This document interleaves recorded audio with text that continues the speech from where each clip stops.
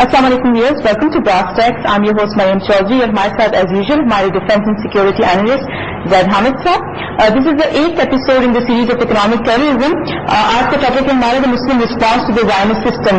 Basically پچھلے episode میں زید صاحب نے ہمیں ایکسپلین کیا تھا کہ کیسے اکنامک ایکسپلائٹیشن کیری آؤٹ کی جاتی رہی ہے، اور ہمیں کافی ساری ای میل دیتی ہے کہ ہم نے پرابلمس کو، ایشوز کو ہائی لائٹ کیا لیکن اس کے سولوشنس پیش نہیں کیے.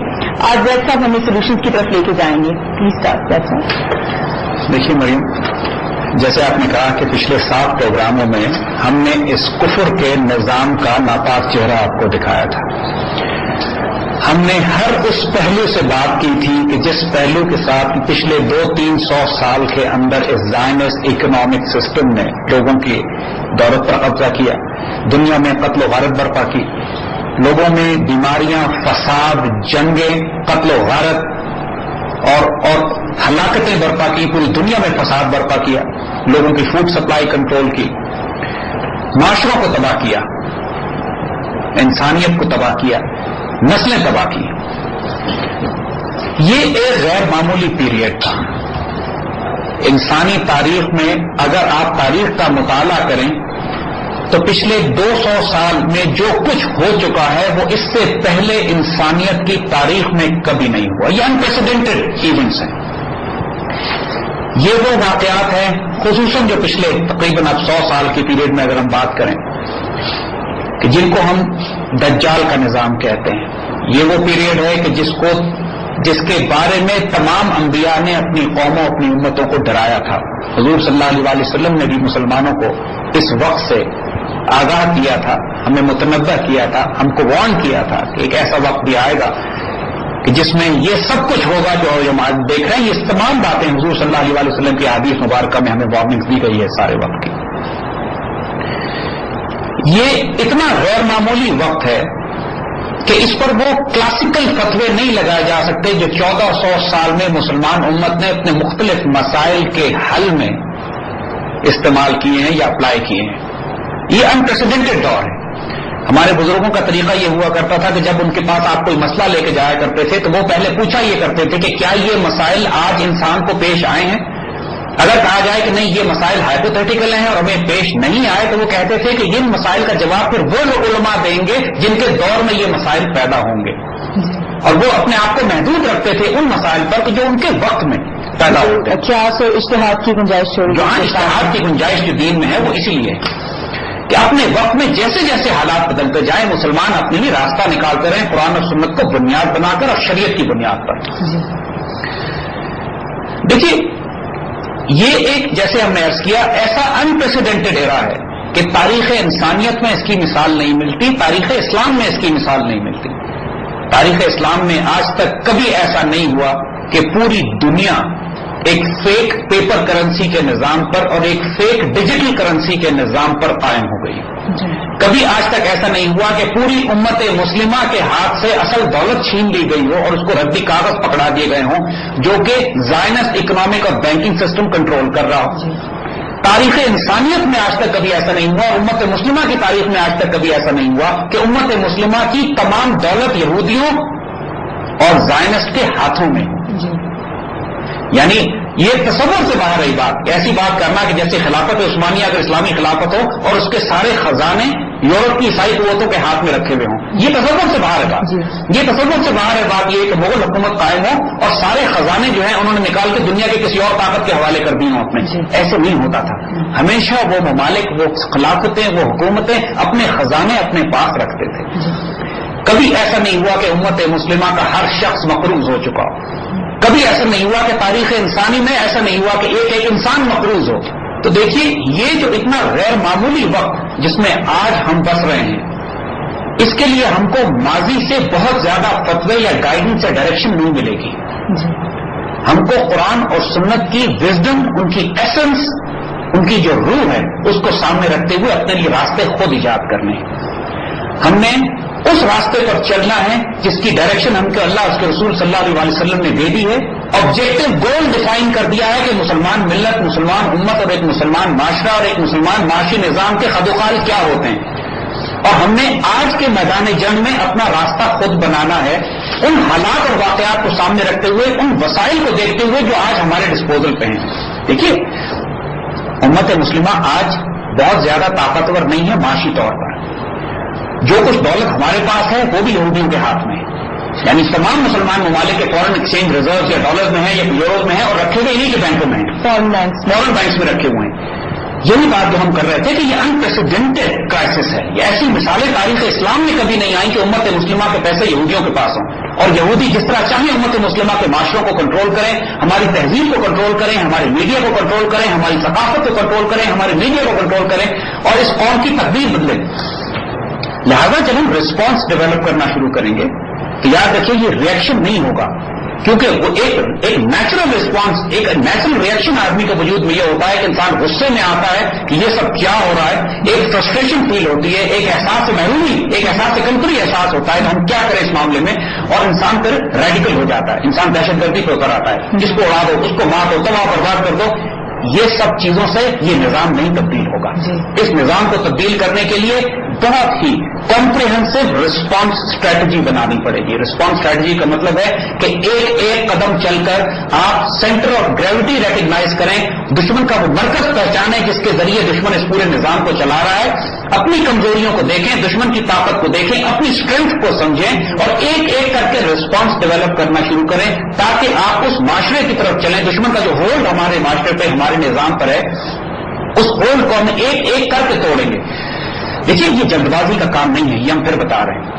ہم سے بہت سارے لوگوں نے یہ کہا کہ ہم کو جلدی سے رسپانس بتائیے، ہمیں طریقہ بتائیے کہ ہم اس نظام کو کس طرح تبدیل کریں. اس کے لیے 1 2 3 4 اسٹیپس ڈوز اینڈ ڈونٹس کی شکل میں نہیں ہوتے، کیونکہ جو رسپانس ڈیولپ ہوگا اس کے لیے بہت بڑا کردار ایک معاشرے کی تعمیر بھی ہے، انسان سازی بھی ہے، کردار کی تعمیر بھی ہے. جی، کیونکہ جو کچھ آپ کرنے جا رہے ہیں، جو کچھ ہم ریکمینڈ کریں گے، یقین کیجیے یہ کیا جا سکتا ہے، یہ ڈویبل ہے، کوئی ناممکن بات نہیں ہے. یہ کفر کا نظام اتنا مضبوط نہیں ہے جتنا یہ نظر آ رہا ہے. جس طرح ہم پورے پچھلے پروگراموں میں یہ بات ڈیسائسولی ثابت کر چکے ہیں کہ یہ نظام اپنے خنجر سے آپ خودکشی کر رہا ہے. ہم نے صرف اپنے آپ کو اب تیار کرنا ہے کہ جب یہ نظام اپنی خودکشی کرے ایک طرف، اور دوسری طرف جب ہم اپنی قوت پکڑنا شروع کریں تو ہم اس نظام کو پیچھے ہٹاتے ہوئے اپنا ایک just economic system, social system, moral system, religious system, judicial system کس طرح اسٹیبلش کریں. تو یہ ایک کمپریہنسو رسپانس اسٹریٹجی ہوگی. اگلے 2-3 پروگراموں میں ہم اس کو ڈسکس کریں گے. سولوشن ریڈیکل ہوں گے، ان کو جلد بازی میں ریجیکٹ مت کر دیجیے گا، کیونکہ جب ہم یہ سولوشن دینا شروع کریں گے ہماری 3-4 نسلیں ایسی پیدا ہو گئی ہیں جو اس کفر کے نظام میں پیدا ہوئی ہیں، جو یوز ٹو ہے اس بینکنگ سسٹم کی، جو عادی ہے اس پیپر کرنسی کی، جن کے تصور میں نہیں ہے کہ دوبارہ سے وہی نظام قائم کیے جا سکتے ہیں جس پہ ہزاروں سال سے انسانی تہذیبیں چلتی رہی ہیں. بڑی بڑی انسانیت نے تہذیب اور سویلائزیشن بنائی ہے، جیسے ہم نے پہلے پروگرام میں بات بتائی ہے. آخر وہ بھی چلا کرتی تھی، وہ سود اور ربا کے نظام پر نہیں تھی، ان میں بھی ریئل ویلتھ تھی، ان میں بھی گولڈ سلور کے کوائنس تھے، وہ پیپر کرنسی پہ، زائنسٹ بینکنگ سسٹم پہ، فریکشنل ریزرو کے اوپر نہیں چلا کرتی تھی. تو آج یہ ریپیٹ کیوں نہیں کیا جا سکتا ہے؟ یہ اس میڈیا کے ذریعے، ایجوکیشن سسٹم کے ذریعے اور اپنے بینکنگ کے سسٹم کے ذریعے ہمیں کنونس کرتے ہیں کہ بھول جائیے کہ وہ نظام دوبارہ لوٹ کے واپس آ سکتا ہے. نہیں، نہ ہم بھولے ہیں نہ ہم بھولنے دیں گے. ہم نے یہ ساری ایفرٹ، ہماری زندگی کا مقصد صرف یہ ہے کہ ہم اس عدل کے نظام کو صرف مسلمانوں کے لیے نہیں، انسانیت کے لیے. دیکھیے، آج انسانیت تکلیف میں ہے. کیا افریقہ کے مسلمانوں کو تکلیف نہیں ہے؟ کیا یورپ اور امریکہ کے انسانوں کو تکلیف نہیں ہے؟ کیا پوری دنیا کے وہ انسان جو کہ اس کفر کے نظام میں، اس ربا اور سود کے نظام میں، بینکنگ انٹرسٹ بیس سسٹم میں، پیپر کرنسی کے نظام میں، جن کا سارا سونا سمیٹ کے اور گھسیٹ کے اور نوچ کے یہودی لے رہے ہیں، کیا وہ تکلیف میں نہیں ہے؟ آج حال یہ ہے اس پیپر کرنسی کا کہ زمبابوے میں ایک انڈا خریدنا ہو تو 1 لاکھ روپے کا آتا ہے، ایک ہوٹل میں کھانا کھانے جائیے تو 5 کروڑ روپے کا بل بنتا ہے. ایک پیپر کرنسی کے ساتھ جو یہ سلوک کرتے ہیں، جس قوم کو تباہ و برباد انہوں نے کرنا ہو اس کی کرنسی کو ڈیویلیو کرنا شروع کرتے ہیں. یہ بات ڈیسائسولی طے ہو چکی ہے. یہ سسٹم ہمیں قبول نہیں ہے، یہ سسٹم نہیں چلے گا. دس از ناٹ ایکسیپٹیبل. ہم نے ہر حال میں کوشش کرنی ہے، چاہے اس کے لیے ہمیں اپنی کتنی بھاری قیمت ادا کرنی پڑے، اس نظام کو تبدیل کرنا ہے. دیکھیے، جب ایک انقلاب برپا ہوتا ہے تو اس کی قیمت بہرحال دینی پڑتی ہے. جی صاحب، we are anxious to hear your solutions to the problems that you have highlighted for us, لیکن اس سے پہلے we have to go on a short break. Welcome back viewers. Zaid sahab, آپ نے جتنی باتیں ہائی لائٹ کی ہیں وہ کیپٹلسٹ نظام کا حصہ ہیں, بیسیکلی ڈیفائنڈ ایز کیپٹلزم اور ایون اے مکسڈ اکانومی. کیا اسلام اور کیپٹلزم میوچلی ایکسکلوسو ہیں اور ہمیں ایسا نظام کریٹ کرنا پڑے گا جو کہ کیپٹلزم سے ریڈیکلی ڈفرینٹ ہو, یا اسی کے اندر ہم کچھ چینجز لا کے اس کو اسلام سے کمپیٹیبل کر سکتے ہیں؟ دیکھیے مریم, آپ کا یہ سوال اس لیے ریلیونٹ بہت زیادہ ہے کہ آج کل بہت سارے لوگوں کا تصور یہ ہے کہ اسلام نے کوئی اکنامک سسٹم نہیں دیا, لہذا اسلام کے اکنامک سسٹم کو ایگزسٹنگ اکنامک سسٹم جو ہیں کیپٹلسٹ ہے, کمیونسٹ ہے, سوشلسٹ ہے, اس کے ساتھ انٹیگریٹ کرنا پڑے گا. سوشلزم, لہذا یہ ٹرمز جو ہم کوائن کی جاتی ہیں, اسلامک سوشلزم کی بات کی گئی ہے, اسلامک کیپٹلزم کی بات کی گئی ہے. اسلام ہے, اس کا کسی صورت میں کیپٹلسٹ اکنامک سسٹم سے کوئی تعلق نہیں ہے. اسلام میں جو خصوصیات ہیں اس کی کچھ باتیں کیپٹلسٹ سسٹم میں ہیں, کچھ باتیں سوشلزم میں بھی ہیں. اس کا مطلب یہ نہیں ہے کہ ہم اسلام کو مکمل کرنے کے لیے سوشلزم یا کیپٹلزم سے کوئی چیز ادھار مانگے. کیپٹلسٹ اکنامک سسٹم جو آج رائج ہے اس دنیا میں, اس کی بنیاد جن باتوں کے اوپر ہے, آپ آگے جا کے دیکھیں گے ان کا براہ راست تصادم ہوتا ہے اللہ اس کے رسول اور اسلام کے اکنامک سسٹم کے ساتھ. ہم کسی صورت میں بھی ان کو آپس میں ساتھ نہیں چلا سکتے. ہمیں فیصلہ کرنا پڑے گا کہ ہم کیپٹلسٹ سسٹم پہ چلتے ہیں یا ہم اسلام پر چلتے ہیں. جیسا بیسیکلی کیپٹلسٹ سسٹم کی آپ کہہ رہے ہیں کہ اٹس میوچلی ایکسکلوسو فرام اسلام, کیونکہ وہ اس کی بنیاد انٹرسٹ ریٹ کے اوپر ہے. لیکن اگر خالی اس ایلیمنٹ کو ہم اس سے باہر کر دیں, کین وی دین کو ایگزسٹ ود دیٹ سسٹم اور ناٹ؟ دیکھیے, میں نے آپ سے عرض کیا یہی بات کہ خاصی آرگومنٹس اس بات میں دی جاتی ہے کہ کیپٹلسٹ سسٹم سے آپ ربا کو اگر نکال دیں تو اس کے بعد وہ اسلام بن جائے گا. دیکھیے, پہلی بات پھر وہ کیپٹلسٹ سسٹم رہے گا ہی نہیں اگر اس سے ربا نکال دی جائے. اور دوسری بات یہ کہ اس ربا نکالنے کے باوجود بھی اس سسٹم میں اتنی ایکسپلائٹیشن ہے, اس سسٹم میں اتنا فساد ہے کہ کسی صورت میں بھی وہ فطرت کے ساتھ اور شریعت کے ساتھ, انسان کی نیچرل لیونگ کے ساتھ وہ میل کھاتا ہی نہیں ہے, وہ چل سکتا نہیں. دیکھیے, اب ہم آتے ہیں اس انوائرمنٹ کی طرف جس میں ہم آج رہ رہے ہیں. حضور صلی اللہ علیہ وآلہ وسلم نے ہمیں آج کے وقت کے بارے میں وارن کر دیا تھا. ایک حدیث شریف ہے جس میں آپ نے فرمایا تھا, جس کا مفہوم یہ ہے کہ ایک وقت آئے گا کہ کوئی انسان ایسا باقی نہیں رہے گا کہ جو ربا کے نظام میں نہ ہو, جو سود نہ کھاتا ہو, اور جو شخص سود نہ بھی کھاتا ہوگا اس کو بھی اس کا دھواں پہنچے گا, اس کو بھی اس کا غبار پہنچے گا, اس کی گرد پہنچے گی, اس کی مٹی پہنچے گی. ایسی جیسے کوئی شخص سگریٹ تو نہیں پی رہا ہے لیکن آس پاس لوگ اگر سگریٹ پی رہے ہیں تو اس کا دھواں اس تک پہنچتا ہے. ہم اس نظام میں رہ رہے ہیں. یہ تاریخ انسانی میں پہلی دفعہ ہوا ہے کہ کوئی انسان اب اس نظام سے باہر نہیں ہے, چاہے وہ کیپٹلسٹ اکانومی کا ہو, چاہے کمیونسٹ اکانومی کا ہو, چاہے مسلمان ممالک میں بستا ہو, چاہے متقی ہو, چاہے گناہگار. ہر انسان اس نظام کے اندر رہ رہے ہیں. آخر ہم بھی تو پیپر کرنسی استعمال کرتے ہیں, ہم بھی تو بینکنگ سسٹم کو استعمال کر رہے ہیں. ہمارے یہاں اچھے مسلمان مجبور ہیں کہ اس سسٹم کے اندر رہیں اور اس کو استعمال کریں. چاہے سو کون جو اسلامی ریاستیں بنائی ہیں لوگوں نے, چاہے وہ ایران کی ریاست بھی کیوں نہ ہو جس میں واقعی جنرلی وہ اپنی کوشش کر رہے ہیں. طالبان نے اٹیمپٹ کی کوشش کرنے کی, صومالیہ میں اٹیمپٹ کی کوشش کرنے کی, اس کے باوجود بھی وہ لوگ مجبور ہیں اسی بینکنگ سسٹم اور پیپر کرنسی کو استعمال کرنے کے. یہ جو رزق حلال بھی کمانا چاہتا ہے تو اس کو غبار پہنچتا ہے, اس کو دھواں پہنچتا ہے ربا کے نظام کا. ہماری حکومتیں اپنے اکاؤنٹس فارن ایکسچینج کے جو رکھتی ہیں اس پہ سود لیتی ہیں. جو لوگ جن دفتروں میں محکموں میں ملازمتیں کرتے ہیں اس ملازمتوں گو تو سب حلال رزق کما رہے ہیں, محنت کر رہے ہیں, لیکن جن اداروں میں وہ کام کر رہے ہیں ان کے انٹرسٹ بیس اکاؤنٹس ہیں. دیکھیے, یہ معاملہ جیسے ہم نے عرض کیا کہ یہ اتنی انپریسیڈنٹڈ اور غیر معمولی صورتحال ہے کہ اس پر کلاسیکل فتوے نہیں لگائے جا سکتے. اس معاشرے میں اگر آپ جنرل کیٹیگرائزیشن کریں تو آپ کو 3 طرح کے انسان نظر آئیں گے. ایک طرح کے وہ انسان ہیں کہ جو اس سود اور ربا کے نظام کی بنیاد ہیں, اس کو مضبوط کر رہے ہیں, اس کو قائم و دائم رکھنے کے ذمہ دار ہیں. اس میں زائنسٹ بھی ہیں اور ہمارے مسلمان معاشروں میں بھی ایسے لوگ موجود ہیں, پاکستان میں بھی ایسے لوگ موجود ہیں. دوسرے وہ لوگ ہیں جو اکثریت ہیں کہ جو مجبور ہیں, بےکس ہیں, پھنس گئے ہیں, اچھے انسان ہیں لیکن ایک ایسے نظام میں پھنس گئے ہیں کہ جو پچھلے 200-300-400 سال کے اندر بلڈ کیا گیا ہے, جس کے اندر ایک اچھے شریف انسان پھنس کے رہ گیا اس کے اندر. اب وہ اپنے حلال رزق بھی کمانا چاہتا ہے, محنت بھی کرنا چاہتا ہے تو اس کو دھواں پہنچتا ہے ربا کے نظام کا. اکثریت انسانوں کی ہے. اور تیسری کیٹیگری وہ ہے کہ جو گوکے اس نظام میں پھنسے ہوئے ہیں لیکن اسٹرگل کر رہے ہیں, محنت کر رہے ہیں, کوشش کر رہے ہیں, جان مار رہے ہیں اس نظام کو تبدیل کرنے کے لیے, کہیں اویئرنیس کے ذریعے, کہیں جہاد کے ذریعے, کہیں اٹیمپٹ کے ذریعے, کہیں آلٹرنیٹ اکانومی جنریٹ کرنے کے ذریعے. دیکھیے, سمندر میں سب گرے ہوئے ہیں. اللہ تعالیٰ ان کے ساتھ معاملہ اس طرح کرے گا جس طرح اس شخص کی نیت ہے یا اس شخص کا رسپانس ہے. ایک شخص سمندر میں نہانا شروع کر دیتا ہے, ایک پھنسا ہوا ہے اور ایک ہاتھ پاؤں مار کے خود بھی نکلنے کی کوشش کر رہا ہے, اپنے بھائی کو بھی نکالنے کی کوشش کر رہا ہے. اللہ کے نزدیک یہ تینوں برابر نہیں ہے. تو پہلی بات تو ہم یہ کہیں گے کہ دیکھیے, جب آپ رسپانس ڈیولپ کرنے کی بات کرتے ہیں کہ اپنے وجود میں اپنی نیتیں درست کر لیجیے اور اپنے آپ کو ری آرگنائز کیجیے, اپنی فوکس کو, اپنی تھاٹ پروسیس کو, کہ کیا اس نظام میں ہم خوش ہیں, اس میں رہنا چاہتے ہیں, we want to be part of it. ہم نے یہ ایزیوم کر لیا ہے کہ اس نظام کو تبدیل نہیں کیا جا سکتا, اس نظام ہی میں قائم رہنا ہے, ہم کو جو راستے نکالنے ہیں اس نظام کے اندر رہتے ہوئے نکالنے ہیں. دین ان دیٹ کیس ہم اس وجود کا حصہ بن جائیں گے, اس کفر کے نظام کا حصہ بن جائیں گے جو اس نظام کو قائم رکھے ہوئے. دوسرے وہ لوگ ہیں جو بے بس ہیں, کچھ کر نہیں سکتے, لیکن کم از کم دل میں تو برا کہہ سکتے ہیں اس نظام کو. جی. اور تیسرے وہ لوگ ہیں کہ جو ایک آرگنائزڈ اٹیمپٹ کریں گے اس نظام کو تبدیل کرنے کے لیے. یہ تھوڑے لوگ ہوں گے. یہ لوگ بہت ہائی رسک لیں گے اس کام کو کرنے کا, کیونکہ کفر کا نظام دیکھیے, ان سب کی مینٹالٹی کفر کے نظام کی فرعون کی مینٹالٹی کی طرح ہے. جب فرعون کو یہ معلوم ہوا تھا کہ ایک بچہ پیدا ہوگا جو تمہارے نظام کے لیے خطرہ ہوگا, تو اس نے ایک بچے کے پیچھے لاکھوں لوگ مروا دیے تھے. یہ نظام جس کے ڈالر کے اوپر فرعون کی قبر اور فرعون کی اور دجال کی آنکھ بنی ہوئی ہے, یہ نظام روٹلس ہے, یہ نظام چھوڑنے والا نہیں ہے. اس کو جب یہ اندازہ ہوگا کہ کسی ایک ملک میں, کسی ایک قوم میں, کسی ایک گروہ میں ایک موومنٹ پیدا ہو رہی ہے جو لوگوں کو ایجوکیٹ بھی کر رہی ہے, اویئر بھی کر رہی ہے, اور ایک ریسپانس ڈیولپ کر رہی ہے کہ جو واقعی سینٹر آف گریوٹی کو ہٹ کرے گا اس کے اوپر کے نظام پہ, تو وہ ریئیکٹ کریں گے. وہ ریسپانس پھر ان کی طرف سے ریئیکشن بھی آئے گا. وہ ریئیکشن گلوبل لیول پہ بھی ہوگا, نیشنل لیول پہ بھی ہوگا, لوکل لیول پہ بھی ہوگا. اب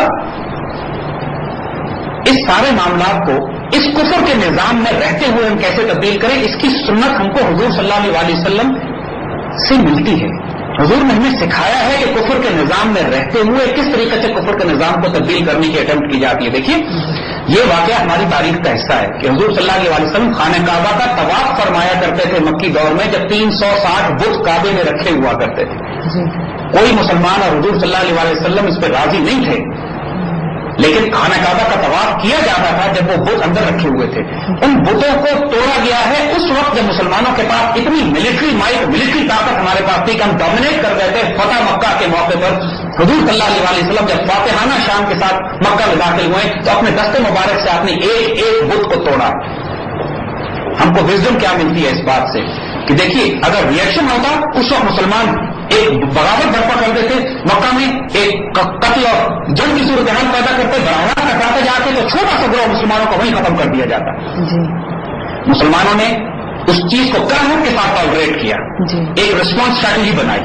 صلح حدیبیہ کو پورا پلان ہمارے سامنے تھا, قیادت ہمارے پاس روحانی موجود تھی, ہمارے پاس ایک کور ٹیم بنی مسلمانوں کے پاس جو اتنی ڈیڈیکیٹڈ تھی اپنے مشن میں, جس کے سامنے پورا مشن واضح تھا کہ ہم نے کیا اچیو کرنا ہے, اور حکمت کے ساتھ اس نے اپنا راستہ نکالا. اس نے کسی موقع پر اپنے اصولوں سے کمپرومائز نہیں کیا, لیکن بلا وجہ اس نے اپنے آپ کو تصادم اور خطرے میں بھی نہیں ڈالا. 13 سال مکی پیریڈ مسلمانوں کو پیسے ریزسٹنس کا وقت تھا. مسلمانوں نے کوئی مزاحمت نہیں کی, کوئی جنگ نہیں کی, کوئی قتل و غارت نہیں برپا کی, کوئی دشمنوں سے مقابلہ نہیں کیا. لیکن اس کے بعد جب ہجرت ہوتی ہے, اسلامک ریاست بنتی ہے, ایک اسٹیٹ بنتی ہے, تو اس کو بھی 9 سال لگتے ہیں اس ریاست کو ری آرگنائز کرنے میں. اس میں جنگیں بھی ہوتی ہیں, اس میں پروسیس, اس کے اندر اکنامک سسٹم بھی بنتا ہے, اس کے اندر ایک برادرہڈ بھی بنتا ہے, social economic justice system create ہوتا ہے. اور آخر میں 9ویں ہجری کے قریب جا کے جب فتح مکہ ہوتا ہے, اور فتح مکہ پہ جب مسلمان دوبارہ اپنے اوریجن کو فاتحانہ طور پر فتح کرتے ہیں, اس وقت جا کے وہ ڈیسائسو بیٹل ہوتی ہے, وہ فیصلہ کو موقع آتا ہے کہ جب مسلمان جا کے ان سارے بتوں کو توڑتے ہیں. جی جیسا will continue with this, but before that we have to go on a break. We are huge economies, اور لوگوں کے لیے شاید اتنا پاسبل نہیں کہ اتنا گولڈ اور سلور وہ کیری کریں گے. آپ کی ان دونوں باتوں کا جواب جو ہے, پہلی بات یہ کہ آخر انسانی تاریخ ہزاروں سال سے گولڈ اینڈ سلور میں ڈیل کر رہی تھی نا. جی, خلافت عثمانیہ بنی تھی, مغلوں کی حکومت تھی, اسپینش حکومت تھی, بڑی بڑی امپائر نان مسلم کنٹریز نے بنائی, پرشین امپائر تھی, رومن امپائر تھی, وہ کس طرح مینج کرتے تھے. دیکھیے, یہ بھی صرف ایک پروپیگنڈے کا حصہ ہے آپ کو یہ بتانے کے لیے کہ گولڈ اور سلور مینج نہیں کیا جا سکتا, لہٰذا ہمیں دے دیں, ہم آپ کو جعلی رسیدیں دے دیں گے. یہ بھی بیوقوف بنانے کا قوموں کا طریقہ ہے جو میڈیا اور پروپیگنڈے کے ذریعے انہوں نے کیا ہوا ہے. اور دوسری بات یہ کہ جو آپ کو اتنی بڑی بڑی اکانومیز نظر آتی ہیں, یہ ساری فیک اکانومیز ہیں. ہم نے آپ کو یہ بات سمجھائی تھی کہ ان لوگوں کو جب ایک پیپر کرنسی یا ڈیجیٹل کرنسی پہ جب یہ جاتے ہیں تو actually they create money out of nothing, out of thin air. لہٰذا آپ کو دیکھنے میں تو اکانومی اتنی بڑی نظر آ رہی ہے, لیکن پھر یہ کولیپس بھی اسی طرح کرتی ہے، کیونکہ جیسے ہم نے پوری بات تفصیل سے سمجھا چکے ہیں کہ جس دن کوئی ایک کمپیوٹر یا سیٹلائٹ یا کوئی ایک ڈالر کرنسی انہوں نے تبدیل کر دی یا ڈالر کو کسی نے ریفیوز کرنے سے انکار کیا تو پوری گلوبل اکانومی کولیپس کرے گی اوور نائٹ. دیکھنے میں تو آپ کو بہت اسٹیبل نظر آ رہی ہے. ہم سونے اور چاندی کی بات آپ کو بتاتے ہیں. دیکھیے اس کا بینیفٹ اس کے دیکھیے. درہم اور دینار کی جو ایکویلنٹ مسلمان اسکالرز نے اس پر ریسرچ کی ہے کہ حضور صلی اللہ علیہ وسلم کے وقت میں 1400 سال پہلے ایک مرغی 1 درہم کی آیا کرتی تھی، اور آج بھی اگر ایک مرغی کی قیمت نکالی جائے تو 1 درہم میں آتی ہے. 1400 سال میں زیرو انفلیشن ہے گولڈ اور سلور کرنسی پہ. یعنی جو ایکولنس اگر اس وقت کی کرنسی کے لحاظ سے، آج کی کرنسی کے لحاظ سے سلور اور گولڈ ورتھ اور ویلیو اور ویٹ کے لحاظ سے اگر میجر کیا جائے تو commodity value is exactly the same. یہ مسلم اسکالرز نے ریسرچ کیا اس کے اوپر. اور ایک آپ کو بڑی حیرت انگیز حدیث حضور صلی اللہ علیہ وسلم کی ہم سناتے ہیں. یہ سیاستہ کی حدیث میں مسند احمد کی حدیث میں سے ہے کہ حضور نے فرمایا، جس سے مفہوم یہ ہے کہ ایک وقت آئے گا بنی نوع انسان پہ، انسانیت پر ایک ایسا وقت آنے والا ہے کہ سوائے درہم اور دینار کے، یعنی سوائے گولڈ اور سلور کوائنس کے، ہر چیز کی ویلیو ورتھ لیس ہو جائے گی، ربی ہو جائے گی ہر چیز. اب ایک امیکلی بات کو سوچئے، یہ حدیث مبارکہ ایک ایسے ماحول میں بیان فرمائی جا رہی ہے جہاں پہ درہم اور دینار کے علاوہ کوئی تیسری کرنسی ہے ہی نہیں. تو وہاں کے لوگوں کے لیے یہ بات بڑی عجیب سی ہوگی کہ درہم اور دینار کے علاوہ جو کرنسیز ہیں وہ ربی ہو جائیں گی. یہ عجیب سی بات لگتی ہے کیونکہ اس وقت کے لوگوں نے ایسی کوئی کرنسی دیکھی ہی نہیں تھی کہ درہم و دینار کے علاوہ ہو. آج ہمیں اس حدیث کی وزڈم سمجھ میں آتی ہے. اور یہ حضور نے فرمایا تھا کہ بنی نوع انسان پر، انسانیت پہ یہ وقت آنے والا ہے. جیسے بات ہم نے مثال آپ کو پہلے دی تھی، آج زمبابوے کا حال یہ ہے کہ وہاں ₹1,00,000 کا انڈا آتا ہے، اور اللہ نہ کرے جس ملک کو یہ تباہ کرنا چاہیں گے اس ملک کے ساتھ وہ یہ سلوک کریں گے، اوور نائٹ اس کی ویلیو ڈیپریشیٹ کر دیں گے. اور حضور صلی اللہ علیہ وسلم کی حدیث مبارکہ کہ بنی نوع انسان پر ایک وقت آئے گا کہ سوائے سونے اور چاندی کے سکوں کے ہر چیز ردی ہو جائے گی، ہر کرنسی ورتھ لیس ہو جائے گی.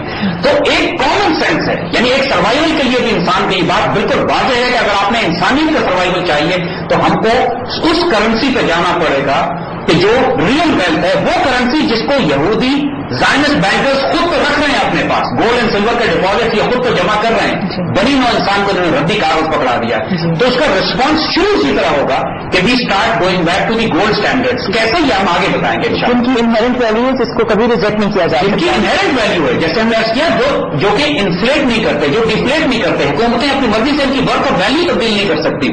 جو 100 سال بھی آپ زمین میں دبا دیں تو اس کی ویلیو ڈیپریشیٹ نہیں کرے گی. سونا ہمیشہ سونا رہے گا. بلکہ یہ بات آپ کو غیر معمولی حیرانگی کی ہوگی کہ اسلام کے اولین دور میں، خلفائے راشدین کے دور میں، مسلمان پرشین امپائر کے سونے کے سکے استعمال کرتے تھے، کیونکہ اپنے سکے اس وقت مسلمانوں نے ڈالے نہیں تھے. تو گولڈ ہے. اب دوسرے ملکوں کے سکے بھی کرنسی کے طور پر جاری ہو سکتے ہیں ان کے اوپر، کیونکہ سونا چاندی تھا، لہذا درہم و دینار استعمال ہوا کرتا تھا. حضرت عثمان رضی اللہ تعالیٰ عنہ کے زمانے میں پہلی مرتبہ مسلمانوں نے اسلامی ریاست میں اپنے سکے ڈالے، اپنے سکے بنائے. اور اس وقت بھی کیونکہ سونے اور چاندی کے سکے تھے، لہٰذا یہ سکے جو کہ مدینہ کی اسلامی ریاست میں بنے تھے وہ پوری دنیا میں ایکسپٹ ہوتے تھے، کیونکہ اگین سونا تھا، وزن کے حساب سے دیے جاتے تھے، کیونکہ اس سے کوئی فرق نہیں پڑتا تھا کہ اوپر مہر کیا لگائی گئی ہے. یہ انٹرنسک ورتھ ہے گولڈ اینڈ سلور کوائن کی. دیکھیے ابھی ہم آگے فیس ویلیو کی وہی اس کی انٹرنسک جو فیس ویلیو ہے وہی انٹرنسک ویلیو ہے. جو سب سے زیادہ ناپاک اور انسٹیبل اکنامک سسٹم ہوگا جس کے اندر آپ ریئل ویلتھ نہیں، ریئل ویلتھ کی رسیدوں سے کام کریں، جو کہ ریئل ویلتھ کی رسید کے مقابلے میں جس کی کوئی ورتھ نہیں ہے، اور جبکہ پیچھے سے ریئل ویلتھ بھی غائب ہو چکی ہے، جو کہ ہم پورا ایکسپلین کر چکے ہیں. لہذا لیکن ایک بات ہم آپ کو بتا دیں، دیکھیں ربا کا نظام جس بری طرح اس معاشرے میں سرایت کر چکا ہے، اس کو نکالنا آسان نہیں ہے، یہ مشکل کام ہوگا. 1400 سال پہلے بھی یہ مشکل کام تھا، آسان نہیں تھا. آپ کو مثال دیتے ہیں، حضور صلی اللہ علیہ وسلم کا خطبہ حجۃ الوداع اٹھا کے دیکھیے. خطبہ حجۃ الوداع آپ نے آخری حج کے موقع پر بیان فرمایا ہے، جب 23 سال تقریباً ہو چکے ہیں اسلام کی تبلیغ کرتے، اسلام کو نافذ کرتے. اس میں غزوات ہوئے ہیں، اس میں جہاد ہوئے ہیں، اس میں پوری سوسائٹی اور پورا معاشرہ قائم کیا گیا. اس کے باوجود اکا دکا جگہوں کے اوپر سود پر قرض دینا یا اس کا یا لوگوں کے پاس ایسے قرض باقی تھے جن سے وہ سود دیا کرتے تھے، یا وعدے کرانے تھے کہ اس کے اوپر سود دیا جائے گا. حضور نے خطبہ حجۃ الوداع میں جو اعلان فرمایا ہے کہ سب سے پہلے میں اپنے خاندان کا سود معاف کرتا ہوں. آپ نے سود کا ذکر کیا ہے اور اپنے خاندان کا سود معاف کیا ہے کہ جو خاندان کے لوگوں پہ سود باقی کے لوگوں کے اوپر. دیکھیے یہ ایک بڑی گہری وزڈم ہے اس بات میں. ہم خطبہ حجۃ الوداع پر آئیں گے اس لیے کہ ہمارا پورا جسٹ اکنامک سسٹم جو بلڈ ہوگا اس کی بنیاد ایک جو اس کا جو سمری ہے جو اس کو ہم ایک جسم اس کی جو بیان کر سکتے ہیں وہ انتہائی خوبصورت طریقے سے حضور صلی اللہ علیہ وسلم نے خطبہ حجۃ الوداع میں بیان فرمایا, جس کے اندر براہ راست جیسے ہم نے عرض کیا ربا کو سود کے نظام کو آپ نے ٹچ کیا, آپ نے حکم فرمایا آج کے بعد سود اور ربا کے تمام نظام ختم کیے جاتے ہیں. یعنی اس وقت تک ہو رہا تھا معاملہ کیونکہ اس کو نکالنا آسان نہیں تھا. جس طرح شراب کی حرمت آتی ہے شراب کی حرمت بھی دھیرے دھیرے آئی ہے اور بہت طویل عرصے کے بعد شراب مکمل طور پہ حرام ہوئی تھی. جی زید صاحب ان سولوشنز تک ہم آئیں گے, اس سے پہلے we have to go on a break again. Welcome back viewers. Zaid sahab آپ نے ابھی مینشن کیا, آپ نے ریفر کیا کہ last sermon of the prophet اور ان ادر ورڈز جو کہلاتا ہے خطبہ حجۃ الوداع, اس سے ہم کیا سبق حاصل کر سکتے ہیں؟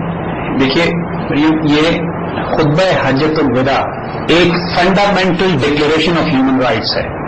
اس سے بہتر ڈکلیریشن آف ہیومن رائٹس اتنا مختصر انسانی حقوق کا ایسا دستاویز کائنات میں نہ اس سے پہلے بنا نہ اس کے بعد دیا جا سکتا. اس کے اندر جن جن ایلیمنٹس کو ڈسکس کیا گیا ہے آج کے معاشروں میں اگر صرف ہم اس کو بنیاد بنا لیں تو ہر قسم کا ظلم ختم ہو سکتا ہے, ہر قسم کی ایکسپلائٹیشن ختم ہو سکتی ہے, ایک ایسا جسٹ اکنامک اور مانیٹری سسٹم بن سکتا ہے کہ انسانیت رشک کرے اس کے اوپر.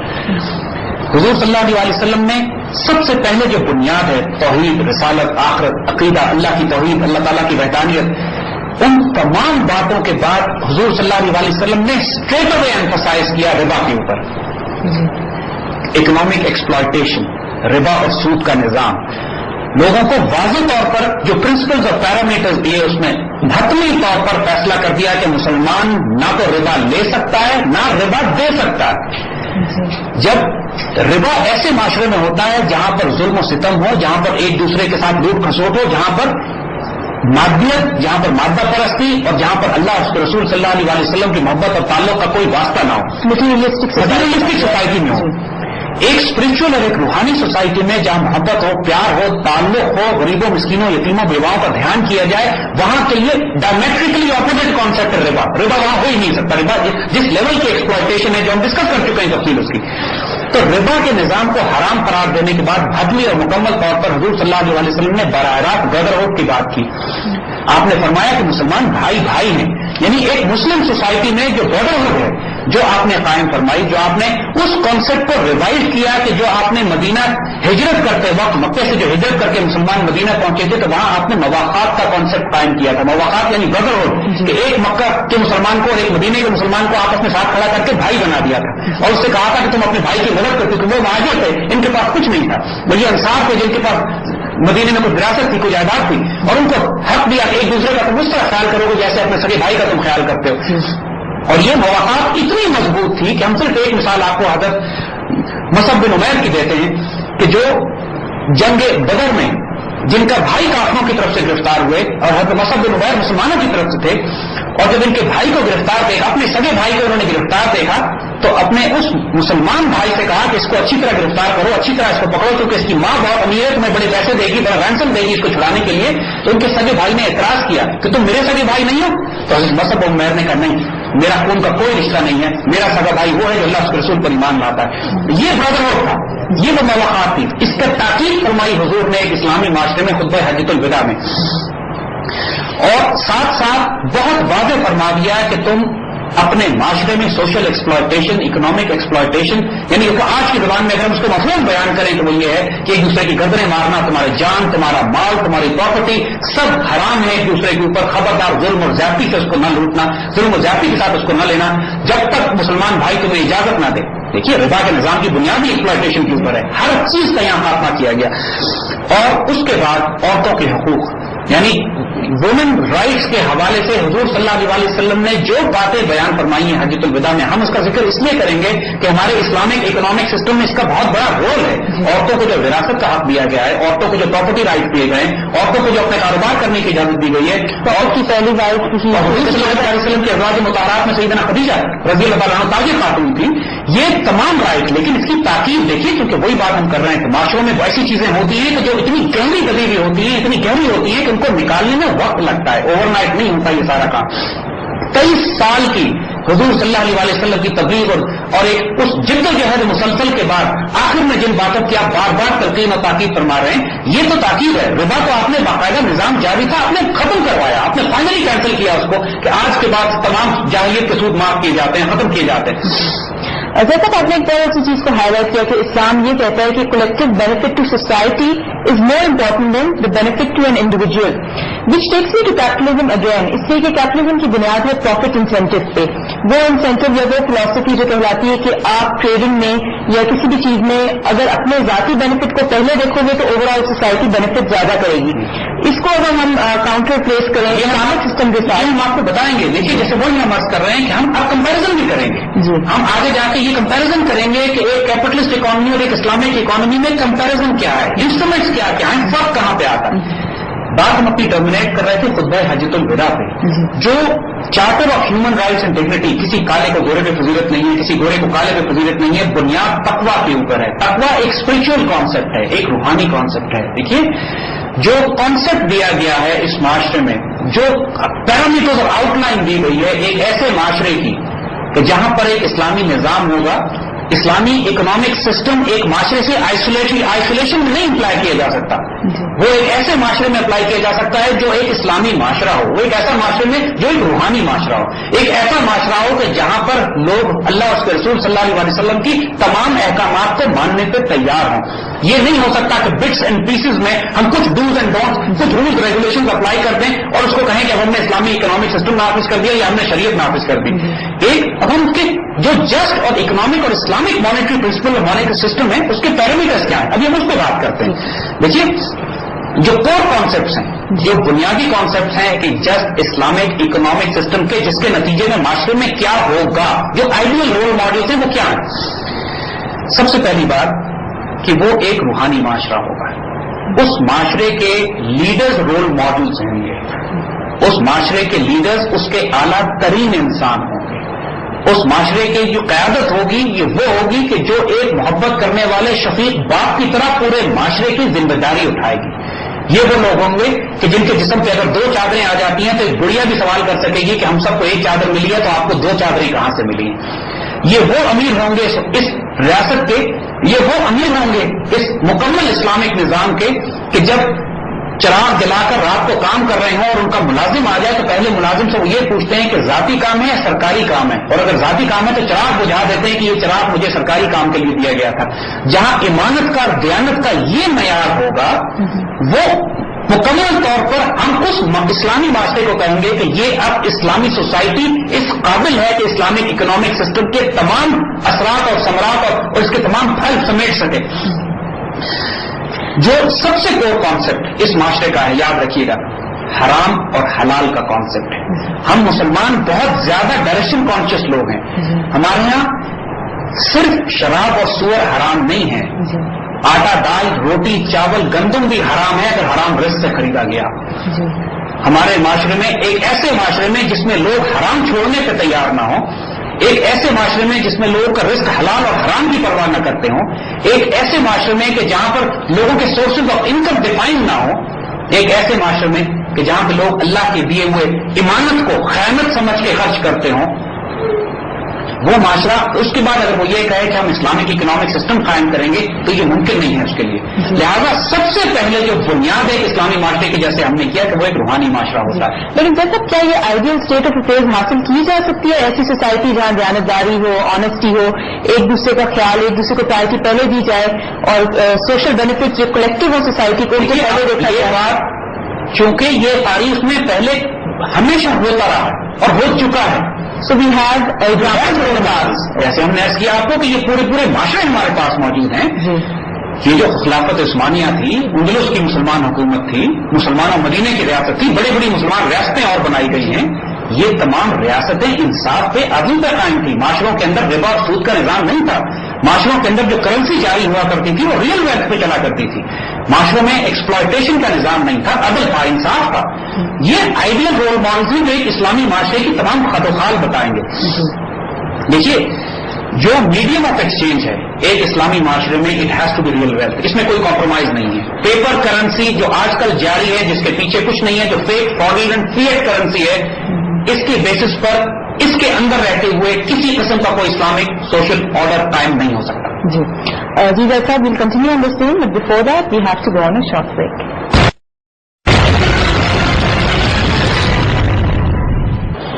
Welcome back viewers. جیسا آپ ہمیں ہائی لائٹ کر رہے ہیں وہ precepts of the economic social and economic system جو اس کو ڈفرینشیٹ کرتے ہیں کیپٹلسٹ نظام سے. جیسا پلیز ٹو کنٹینیو. آپ کی بات دیکھیے اسی کو ہم آگے بڑھاتے ہیں کہ ہمارا جو کچھ اب ہم بتا رہے ہیں آپ کو یہ Islamic social order Islamic economic order کی شکل ہے. اس کا کیپٹلزم سے کوئی تعلق اور واسطہ نہیں ہے. بنیادی ڈفرینس بالکل بنیاد ہے فرق ہے یہاں پہ کیونکہ اس کی بنیاد ربا پہ ہے ہماری بنیاد تجارت پہ ہے. اس کے اندر اسے اسلامی معاشرے میں circulation of wealth within the society assure کی جاتی ہے. ہمارے یہاں یہ لازم ہے اشور کرنا. حکم ہے احادیث مبارکہ میں کہ دولت کو چند ہاتھوں میں جمع مت ہونے دو. کیپٹل سسٹم کی بنیاد اس بات پہ ہے کہ چند لوگ اس پورے نظام کو کنٹرول کریں. ہمیں واضح طور پر اس میں حکم ہے کہ کوئی سینٹرل کنٹرول دولت کے اوپر نہیں ہو سکتا. یعنی حتیٰ کہ حکومت بھی سینٹرل کنٹرول دولت پہ نہیں رکھ سکتی کیونکہ معاشرے میں دولت اس طرح ڈسٹریبیوٹڈ ہوتی ہے ریئل ویلتھ ڈسٹریبیوٹڈ ہوتی ہے کہ انسان آزاد ہوتے ہیں. یعنی اگر ایک ریئل ویلتھ ہوگی اور ایک کسان کے پاس بھی اپنی سونے کی چٹیاں موجود ہیں تو حکومتیں آئیں یا حکومتیں جائیں. سو دس از ویری امپورٹنٹ. جیسا آپ یہ کہہ رہے ہیں کہ سینٹرل اتھارٹی یا central institution like the government the state bank یہ غیر ضروری ہے اسلامک سسٹم. ہم آپ کو ایکسپلین کریں گے غیر ضروری نہیں ہے لیکن جس طرح آج نافذ ہیں یہ غیر ضروری ہے. جس طرح آج نافذ ہے یہ حرام ہے. ہمارے پاس ٹوٹل آلٹرنیٹ موجود ہیں.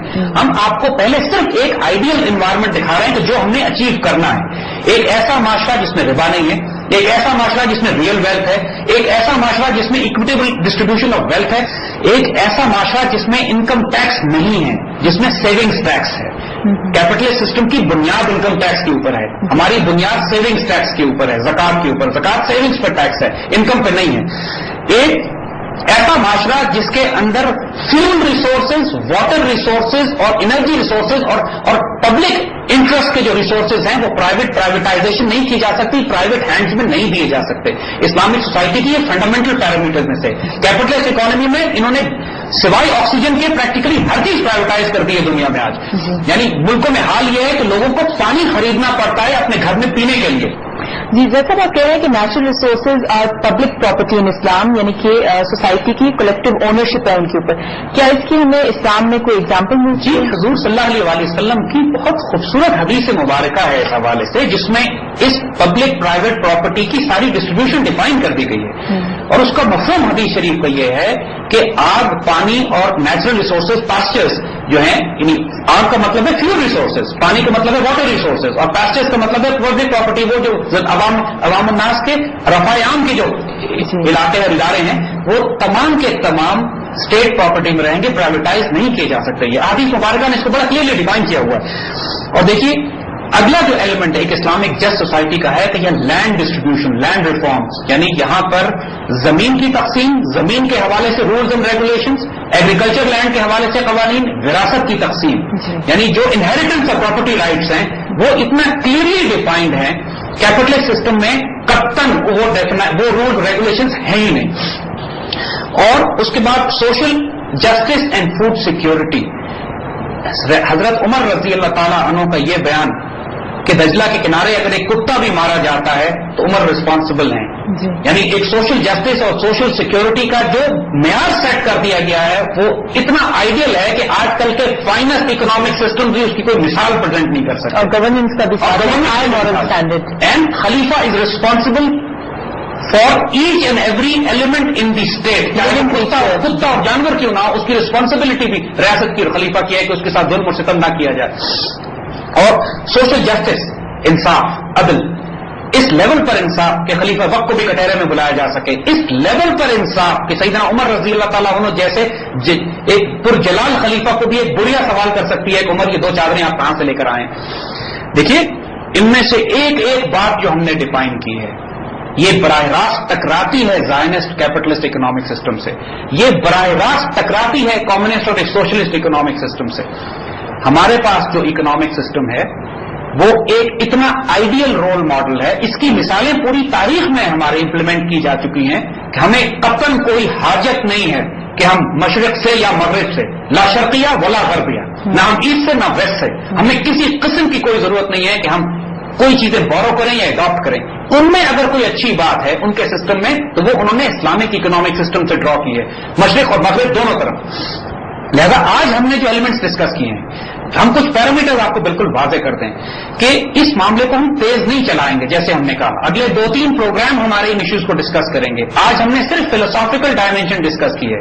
ہم نے کچھ پیرامیٹرز آپ کو بتائے ہیں کہ کیپٹلسٹ اکانومی اور اسلامک اکانومی کے درمیان کمپیرزن کیا ہے. ہم نے ان حالات اور واقعات کا تجزیہ کیا ہے کہ آج ہم جن حالات اور واقعات میں ہیں یہ انپریسیڈنٹڈ واقعات ہیں، انپریسیڈنٹڈ حالات ہیں. اس کی مثالیں اس سسٹم کو تباہ کرنے کی یا اس کو توڑنے کی یا رسپانس ڈیولپ کرنے کی مثالیں ہم کو تاریخ میں نہیں ملیں گی، کیونکہ یہ سسٹم خود پہلی دفعہ قائم ہوا اور اس کے لیے رسپانس ہم کو خود آج کل کے حالات، آج کل کی صلاحیتوں اور آج کل کی جو مسلمانوں کی صلاحیت اور کیپیسٹی ہے اس کے مطابق ہم نے رسپانس ڈیولپ کرنے. اس انوائرمنٹ کو سمجھتے ہوئے انشاءاللہ اگلے پروگراموں میں ہم آپ کو کفر کی سینٹر آف گریوٹی دکھائیں گے، یعنی ہم وہ ایلیمنٹس آپ کو بتائیں گے جس پر کفر کی بنیاد ہے. اور اگر آپ نوٹ کریں کہ ہم نے جتنے پروگرام کیے ہیں ان میں جو ہم نے ڈائگنوسس کیا ہے اسی ڈائگنوسس میں اس کا حل موجود ہے. یعنی مثال کے طور پر اگر وہ پیپر کرنسی جاری کرنا چاہتے ہیں تو ہم گولڈ اور سلور کوائنس کی بات کریں گے. اگر وہ بینک کی بات کرتے ہیں تو ہم بیت المال کی بات کریں گے. اگر وہ دولت کو چند ہاتھوں میں جمع کرنے کی بات کرتے ہیں تو ہم دولت کی مساوانہ تقسیم کی بات کریں گے. اگر وہ اس کی بات کرتے ہیں کہ ہر چیز پرائیویٹائز کر لی جائے تو ہم ہر چیز کو اسٹیٹ ریسورسز، اسٹیٹ پراپرٹی میں لے کر جائیں گے.